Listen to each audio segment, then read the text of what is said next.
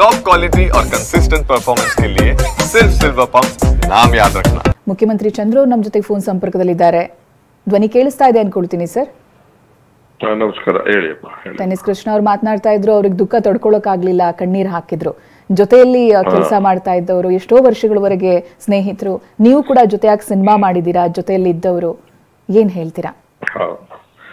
ಇಲ್ಲ ಇನ್ನು ಅಂದ್ರೆ ಆರೋಗ್ಯ ಸುಧಾರಿಸಿದ್ರೆ ಇನ್ನು ಸ್ವಲ್ಪ ದಿವಸ ನಮ್ಮ ಜೊತೆಲಿರುವಂತ ವ್ಯಕ್ತಿ, ಮತ್ತೆ ಇನ್ನು ಸ್ವಲ್ಪ ಅವ್ರ ಸೇವೆ ಅಗತ್ಯ ಇತ್ತು ಅಂತ ಕಾಣಿಸುತ್ತೆ.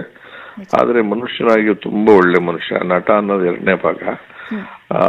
ಬ್ಯಾಂಕ್ ನಲ್ಲಿ ಎಂಪ್ಲಾಯ್ ಆಗಿದ್ಕೊಂಡು ಕಲಾ ಪ್ರಪಂಚಕ್ಕೆ ಕಾಲಿಟ್ಕೊಂಡು ಸಣ್ಣ ಪುಟ್ಟ ಪಾತ್ರಗಳಿಂದ ದೊಡ್ಡ ಪಾತ್ರದೊಳಗೂ ನಿರಂತರವಾಗಿ ನೂರಾರು ಚಿತ್ರಗಳಲ್ಲಿ ಪಾತ್ರ ಮಾಡಿಕೊಂಡು, ಜೊತೆಗೆ ಯಾರ ಜೊತೆಲೂ ಕಪ್ಪು ಚುಕ್ಕೆ ಇದ್ದ ಅಂದ್ರೆ ಕೆಟ್ಟದಾಗಿ ಬಿಹೇವ್ ಮಾಡಿರೋದಾಗ್ಲಿ, ಇಂಡಸ್ಟ್ರಿ ಒಳಗಡೆ ಯಾರಾದ್ರೂ ದೂರ ತರದಲ್ಲಾಗ್ಲಿ ಆತರ ನಡ್ಕೊಂಡಿಲ್ಲ. ಒಂದು ಅಸೋಸಿಯೇಷನ್ ಅಲ್ಲೂ ಇದ್ಕೊಂಡು ಸಣ್ಣ ಸಣ್ಣ ಕಲಾವಿದರಿಗೆ, ಆಮೇಲೆ ತೊಂದರೆ ಇರ್ತಕ್ಕಂಥ ಕಲಾವಿದರಿಗೆ ಅನುಕೂಲ ಮಾಡಿಕೊಡ್ತಕ್ಕಂಥ ರೀತಿಯಲ್ಲಿ ಒಂದು ಸಂಘ ಕಟ್ಕೊಂಡಿದ್ರು. ಅವರೆಲ್ಲ ಸೇರ್ಕೊಂಡು ಪೋಷಕ ಇರೋದು ಅಂತ ಅದರಲ್ಲೂ ಕೆಲಸ ಮಾಡಿದ್ದಾರೆ.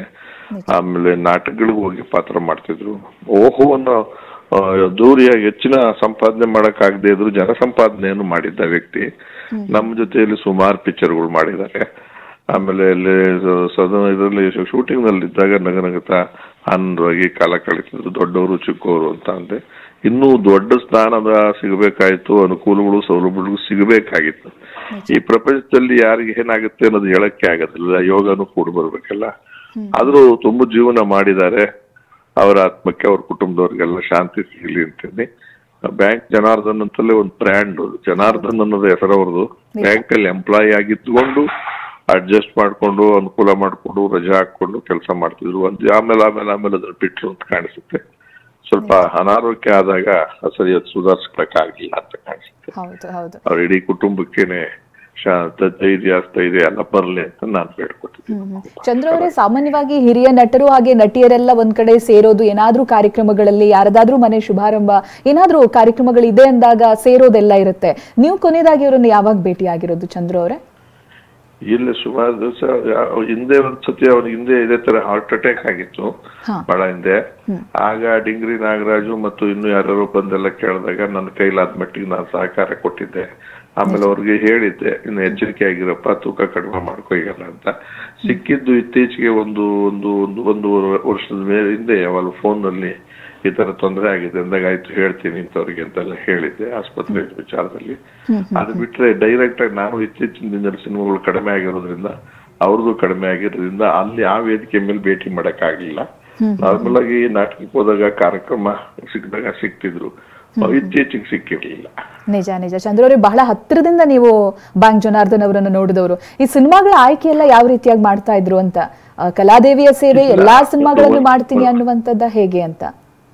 ಅಲ್ಲ, ಏನಾಗುತ್ತೆ ಅಂದ್ರೆ ಕಲಾವಿದರಾದಾಗ ಈ ದೊಡ್ಡ ದೊಡ್ಡ ನಟರಿಗೆ ಆಯ್ಕೆಗೆ ಅವಕಾಶ ಇರುತ್ತೆ. ಈ ದೊಡ್ಡ ನಟರು ಹೀರೋಗಳಾಗಿರ್ತಾರೆ, ಸಕ್ಸಸ್ ಆಗಿರ್ತಾರೆ, ಪಾಪ್ಯುಲರ್ ಆಗಿರ್ತಾರೆ, ಜನಪ್ರಿಯ ಆಗಿರ್ತಾರೆ. ಆಮೇಲೆ ಅನಿವಾರ್ಯ ಪ್ರೊಡ್ಯೂಸರ್ಸ್ಗೆ ನಟ ಬೇಕೇ ಬೇಕು ಅಂತ ಅಂದಾಗ ಅವ್ರ ಆಯ್ಕೆ ಪ್ರಕಾರ ಸಿಗ್ತವೆ. ಪೋಷಕ ನಟರುಗಳಿಗೆ ಏನಾಗುತ್ತೆ ಅಂತಂದ್ರೆ, ನಮ್ಮಂತ ಕೆಲವರಿಗೆ ಬಹಳ ಜಾಸ್ತಿ ಪಾಪ್ಯುಲಾರಿಟಿ, ದೊಡ್ಡ ದೊಡ್ಡ ರೋಲ್ ಮಾಡ್ಬಿಟ್ಟಿರೋದ್ರಿಂದ ನಮಗೂ ಒಂದ್ ಸ್ವಲ್ಪ ಚಾನ್ಸ್ ಇರ್ತದೆ. ಇನ್ನು ಕೆಲವ್ರಿಗೆ ಏನಾಗುತ್ತೆ, ಆ ತರದ ಚಾನ್ಸ್ ಸಿಗೋದಿಲ್ಲ.